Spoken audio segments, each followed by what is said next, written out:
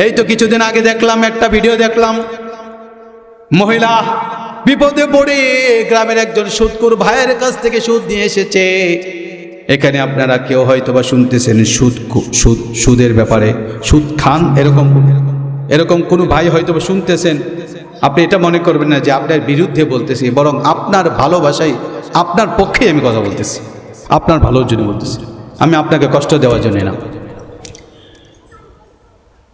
ও মহিলা এলাকার বিপদে পড়েছে, বিপদে পড়ে গ্রামের এক লোকের কাছ থেকে সুদের ঋণ নিয়েছে। সুদ দেওয়ার কথা, টাকা দিয়েছে, সবগুলো দিয়ে ফেলেছে। 50,000 টাকা শুধু বাকি ছিল, দিতে পারতেছে না। মহিলার দেওয়ার মতো কোনো সামর্থ্য নাই, টাকা শুধু ঘোরাচ্ছে আর ঘোরাচ্ছে। এখন ওই সুদখোর ব্যক্তি রাগে রাগান্বিত হইয়া একদিন গরম পানি আনলো, গরম পানি এনে মহিলার শরীরের মধ্যে ঢেলে দিল। নাউজুবিল্লাহ কইবেন না? গরম পানি শরীরের মধ্যে ঢেলে দেওয়ার পরে তার শরীর পুরোটাই পুরে একদম চামড়া খসে গেছে। চিৎকার করে কাঁদছে, বাঁচাও বাঁচাও। কিন্তু সমাজের মধ্যে কে এই মহিলার পক্ষে থাকবে? কারণ সুদখোর ব্যক্তিরা সমাজ চালায়, ঠিক কিনা বলে? এই সুদখোর ভাইরা, তারা তাদের কথায় মানুষগুলো চলে। এই সুদখোর ব্যক্তিরাই রাজার হালতে থাকে।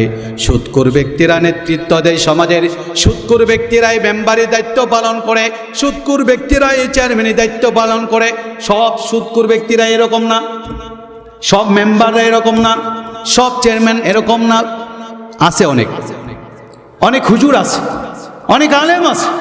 বলে হুজুর আলেম নাকি সুদ খায়? হ্যাঁ, আমরা জানি।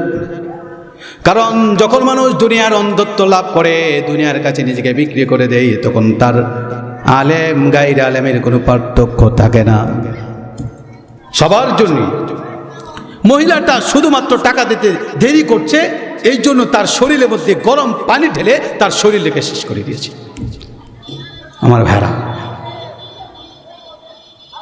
এই জন্য সুদ একটা গুরুত্বপূর্ণ সমাজের বিরোধী, এই ধ্বংসাত্মক একটা কার্যকলাপ, যেটা বিরুদ্ধে আল্লাহ নিজে জিহাদ ঘোষণা করেছে।